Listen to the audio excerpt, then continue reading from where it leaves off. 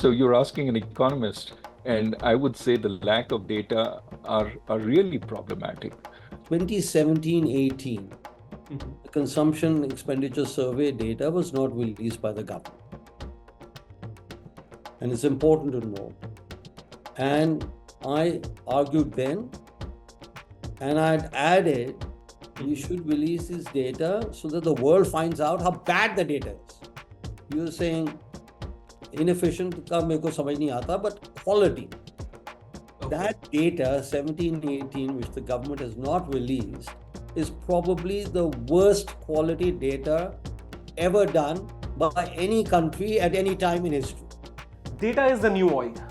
Economists, leaders, and policymakers, they all agree that data forms the foundation while formulating major schemes and taking important decisions. Having agreed and disagreed on a host of issues in the previous two videos, our panelists now find themselves agreeing on one fact, and quite vehemently at that. They say India needs more data. With an eye on the future, the economists also gave us their view on what will it take for India to become a developed country, and how soon.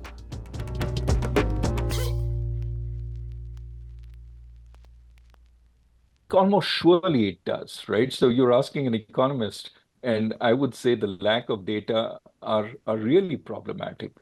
I mean, we talked earlier about the GDP data.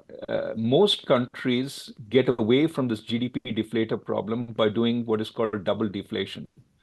I don't want to go into the details, but India doesn't. So it gets these periods when GDP seems relatively inflated, and then you're sort of seeming very proud because you're doing so well.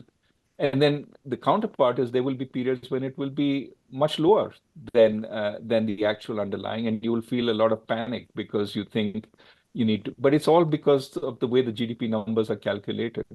And so, I mean, my sense is we are probably growing at about 6% in a sustainable way. But we have to be able to ask the question, is 6% enough? We don't ask that question when the numbers say 8.5%, because it seems like we're doing so well. Why bother to ask the question? Similarly, look at employment. The best government source is the PLFS, which comes once a year. That's too slow to make any serious decisions based on the employment numbers. But even there's a huge debate because unemployment, according to the PLFS, is just 5%. But if you look at the strongest growing category of employment in the PLFS, it is own employment or unpaid employment for women, right? So this is a category where there's no reason why this should be going up so fast, but it accounts for a lot of the employment that's being created. And a lot of economists are debating this particular data, but you really don't know what's going on underneath it. And so the government can say, oh, there's no unemployment. The opposition can say there's huge unemployment because these are unpaid jobs. What is an unpaid job? It is unemployment. But it becomes a tutu meme kind of debate because we don't have the data. CMI produces unemployment data, but it's very volatile also. So I think the government has to get into the business like every other country does and have monthly data on unemployment. Otherwise, we simply don't know what the state of the economy is. I don't know whether it is inefficient. What I will say, and I have written about, and I will be writing again, that I don't know as far as PLFS and the consumption data is concerned, that 2017-18, the consumption expenditure survey data was not released by the government. And it's important to note. And I argued then, and at that time, I think I was member of the PMESC, that we should release this data. And I'd added, we should release this data so that the world finds out how bad the data is. You're saying inefficient का मेरे को समझ नहीं आता, but quality.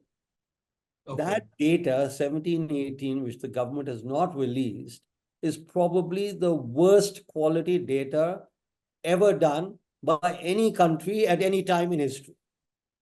So that's number one, the 1718 consumption survey.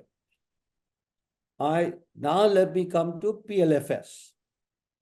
By a strange coincidence, maybe the strangest of coincidences, the 1718 and 1819 PLFS data, they were all one module, 8 quarters. Yeah. Has been determined by us, by researchers, but now most importantly by the ILO to be completely unusable. So what you guys should be following up when you talk about data, what happened in 1718, 1819? Our consumption survey, to the extent the leaked data analysis suggests, is the worst in any country at any time. Okay, and I'm still recommending the government to release that data so that we can have a decent discussion on it, and it'll help in our policy formulation. Yeah. But, we need to ask why in those 2 years, who was in charge of the data? That both the PLFS employment data and the consumption data are the worst. Now let's look at subsequent to that. Subsequent to that, so those were the worst ever. You call it inefficient, let's call it a spade, terrible quality data, inconsistent with everything. And we should ask, kaise ho gaya? We've been doing surveys since 1951. But what happened? And I don't find anybody, any of your journalists, bothered. Okay? And you keep saying, ye dekho bad data. Padho yaar. Bad data nahi, it was terrible. So hua kaise? Number one. Number two, let us look at data post 1819 PLFS. And ILO, myself, and other people who've used it don't find any problem. All surveyed data, whether it's a US or India, have problems. So that's not. But there is nothing to suggest that the quality of that data is any different than the best quality possible.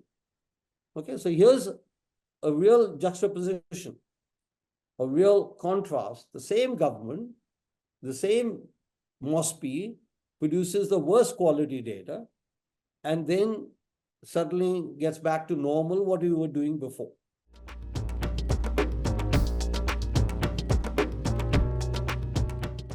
I mean, let's do the math, okay? I'm going to do it in real time, so pardon me if I make mistakes. Let's say we have 24 years. Actually, we now have 23 till 2047, okay?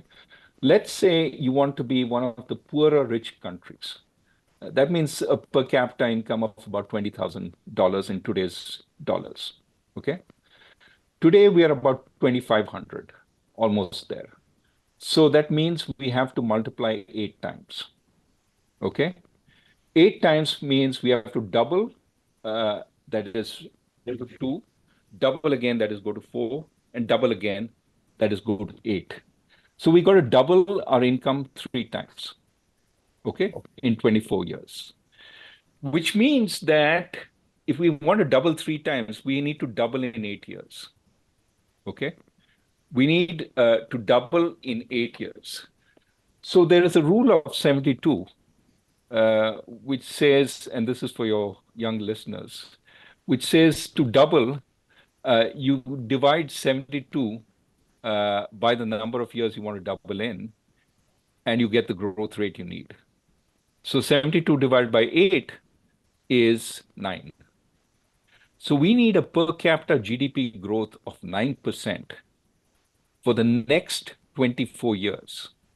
Now, per capita GDP growth, when our population is growing at 1%, means we need to grow our GDP at about 10%. Okay. And we're growing at 6. Okay. You can see the gap.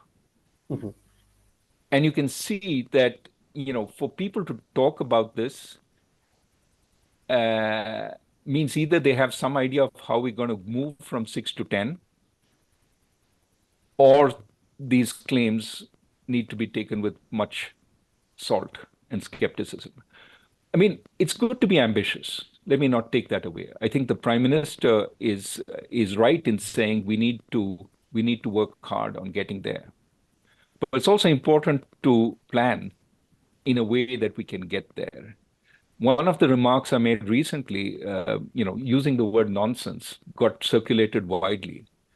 But the context for that remark was not as widely seen, which is that if we have schools in which 75% of the kids in third grade aren't reading and doing math at third grade level, how are we talking about becoming a developed economy by 2047? Because these will be the workers in the workforce at that point, right? And if you can't do the work at grade level, you're almost surely going to drop out down the line. If you haven't completed high school, how is it that we're going to become a developed nation when so many of our kids haven't completed high school? And of course, for the kids who complete high school and complete college, if 50% of them are unemployable, don't have skills worth employing, again, how are you going to do it? So, in other words, what I'm saying is we need to change our attention to looking at aggregate GDP growth and focusing on the underpinnings of that. What really do we need to change? What really do we need to improve? And if we don't do that, it's idle sort of it's wishfulness without doing the homework. We absolutely need to do the homework. First, a developed economy has to be in per capita terms. You and I agree. The fact that we're the fifth largest economy in the world or third largest, that doesn't mean you're a developed economy. You be large because you have more people and so on and so forth. Yeah. So it should be in per capita terms. And there are examples. So the example I used was Korea is the only country in modern history which was designated as developed and started off as poor. Otherwise, there are European economies that are considered developed, and Korea is much richer than Portugal, some of the others. So, but basically, there has to be freedom of the press and all the other stuff. But in terms of income, that basically a growth rate of 6% per annum will get you there. And remember, this is GDP 6%, so per capita about 5.5% will get you there. And remember that population growth rate is now less than 1% per annum. Second, the education, human capital of all people is much higher than it was before. So you don't need, so the productivity of labor is higher than before. And, in studies done by the Penn World Tables, etc., our productivity growth, labor is about 2.5% per annum. Very, very high. So there are various things are in place for us to reach developed country status a few years, if not 5-6 years before 2047.